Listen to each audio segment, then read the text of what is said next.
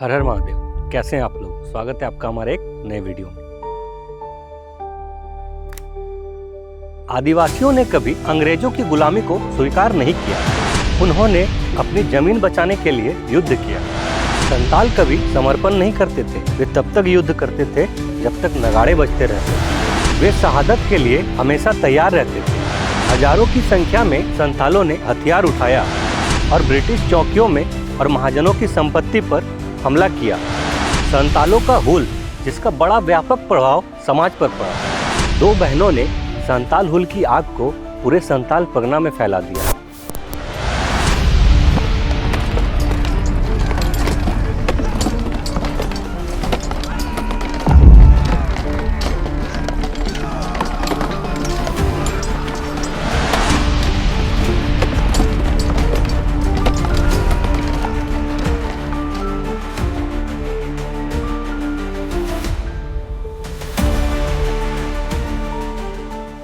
संताल परगना के मूल निवासी संताल और आदिवासी लोग प्राकृतिक संपदा से समृद्ध इस क्षेत्र में हमेशा से जल, जंगल और जमीन के रक्षक और उपासक रहे हैं। भूमि पर सामुदायिक स्वामित्व की उनकी व्यवस्था ने उन्हें और भूमि की पारिस्थितिकी दोनों को जीवित रखा। इस समतावादी व्यवस्था में भूमि कभी भी निजी संपत्ति नहीं रही। लेकिन यह सब तब बदल गया जब 1800 के दशक में ब्रिटिश ईस्ट इंडिया कंपनी ने इस भूमि पर अपना दावा ठोक दिया और इसे अमीर जमींदारों को बेचना शुरू कर दिया और संताल लोगों ने खुद को कर्ज और बदवा मजदूरी के चक्र में फंसा पाया। फिर क्या था? संताल महिलाओं और पुरुषों ने ब्रिटिश हुकूमत के इस दमनकारी जमींदारी व्यवस्था के खिलाफ अपने पारंपरिक हथियार तीर धनुष, कुल्हाड़ी, भाला आदि को और अपने जमीनी ज्ञान के साथ खड़े हुए और हुल यानी क्रांति का आगाज किया। 1855 के संताल हुल को औपनिवेशिक भारत का पहला युद्ध भी कहा जा सकता है, जब अंग्रेजों के खिलाफ यहाँ के आदिवासियों ने हथियार उठाया था और यह स्पष्ट कर दिया था कि वे अपने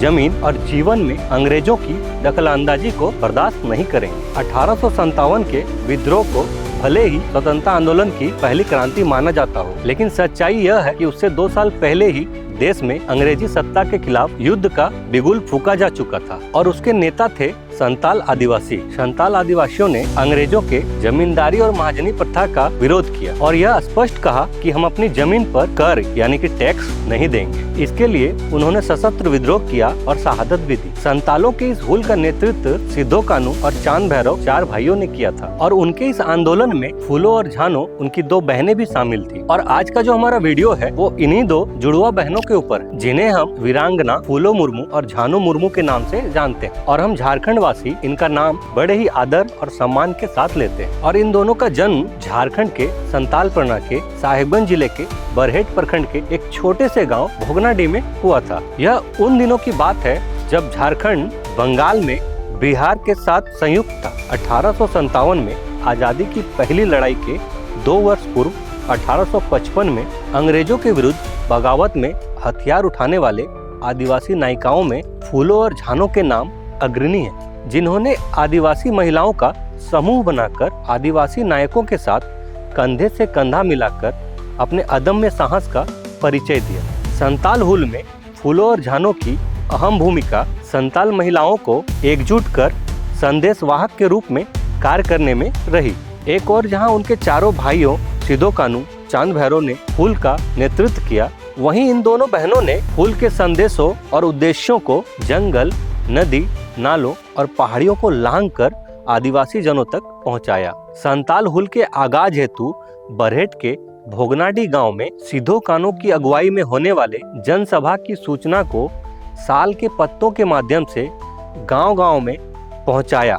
गांव में पहुंचाकर पारंपरिक रीति रिवाज से फैलाने में अहम भूमिका निभाई। इन दोनों बहनों ने हुल की आग को इस कदर राजमहल की पहाड़ियों में फैलाया कि इस आग की आंच ईस्ट इंडिया कंपनी के मुख्यालय कोलकाता तक पहुंच गया। फूलो और झानो खुद हाथों में कुल्हाड़ी लेकर चला करती थी और आदिवासी महिलाओं को हथियार चलाने, युद्ध में अंग्रेजों के साथ लड़ाई लड़ने के लिए प्रशिक्षण भी दिया करती थी। क्रांतिकारियों को हथियार पहुंचाने की जिम्मेदारी भी इन्हीं की थी, जिसके लिए वे घंटों लोहार के पास बैठकर हथियार बनवाया करती थी। वे साहूकारों और जमींदारों के हर हरकत पर नजर रखा करती थी। उनके रास्तों में रुकावट बनने वाले जमींदारों और साहूकारों के साथ संघर्ष भी किया करती थी। अंग्रेजी सेना के टुकड़ियों पर नजर रखकर उनके बारे में सारी सूचनाएं क्रांतिकारियों तक पहुंचाती थी। वे दोनों दूर फंसे क्रांतिकारियों तक रसद यानी कि खाने पीने का सामान भी पहुंचाती थी। फूलों और झानों के सहयोग के बिना ये आंदोलन सफल नहीं हो सकता था। उन्होंने अपने कार्यों से अपने संगठन को मजबूती प्रदान की। इन दोनों ने अपने संदेशों के माध्यम से लोगों को इस आंदोलन से जोड़ा, महिलाओं को अंग्रेजी शासन और जमींदारों के अत्याचारों के खिलाफ जागरूक किया, महिलाओं के संगठनों को नेतृत्व भी प्रदान किया। इन्हीं कारणों का परिणाम था कि भोगनाडीह में महाजनों, सूदखोरों के अत्याचार के खिलाफ शुरू हुआ विद्रोह देखते देखते पूरे संताल में फैल गया। कहते हैं कि एक बार फूलों और झानों ने रात के अंधेरे में पाकुड़ के निकट संग्रामपुर स्थित अंग्रेजों की सैनिक छावनी में घुसकर कुल्हाड़ी से काटकर 21 गोरे सैनिकों को मौत के घाट उतार दिया और अंततः संघर्ष करते हुए खुद भी शहीद हो गए। भले ही इतिहास के पन्नों में उनके बारे में बहुत कम लिखा गया हो, लेकिन आज भी संताली लोकगीतों में उन्हें याद किया जाता है। आबेन दो फूलो जानो आमरे लटू बुहा सिदो कनो खोन हो लहा कते अडी मारन सरस बेन उदु उकीबा।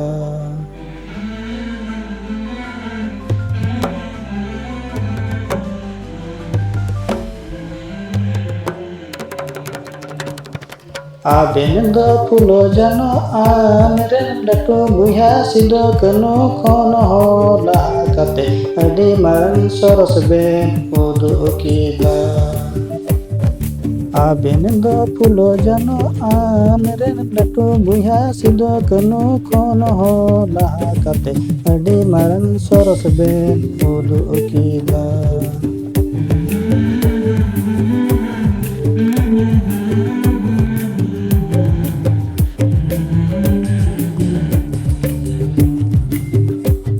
आबेन दो फूलो जानो आमरे लटू बुहा सिदो कनो खोन हो लहा कते अडी मारन सरस बेन उदु उकीबा।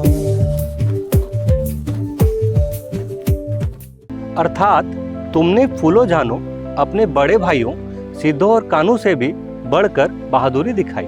संतालों के इसी युद्ध के कारण अंग्रेजों ने उनकी भूमि को संरक्षित करने के लिए संताल परगना में एसपीटी एक्ट यानी कि संताल परगना टेंडेंसी एक्ट लागू किया। 1876 में लागू हुए इस एक्ट का उद्देश्य आदिवासियों की भूमि को उनके पास सुरक्षित रखना और इन इलाकों में इनका स्वशासन चलने देना ताकि उनकी संस्कृति बची रहे। दरअसल अंग्रेजों ने आदिवासियों के रक्षा के लिए नहीं बल्कि उनके हुल और युद्ध से डर कर यह एक्ट लागू किया था। आज दुमका के फूलो झानो चौक पर उनकी आदमकद प्रतिमाएं उनके बलिदान की गौरव गाथा बयां कर रही है। वहीं हाजडिया में फूलो झानो के नाम से डेयरी टेक्निकल कॉलेज की स्थापना की गई और दुमका के मेडिकल कॉलेज का नाम भी फूलो झानो मेडिकल कॉलेज रखा गया। मैं झुककर इन दोनों महान क्रांतिकारी बहनों को नमन करता हूं और आप भी अगर फूलो झानो को सच्ची श्रद्धांजलि देना चाहते हैं तो हमारे कमेंट में जाकर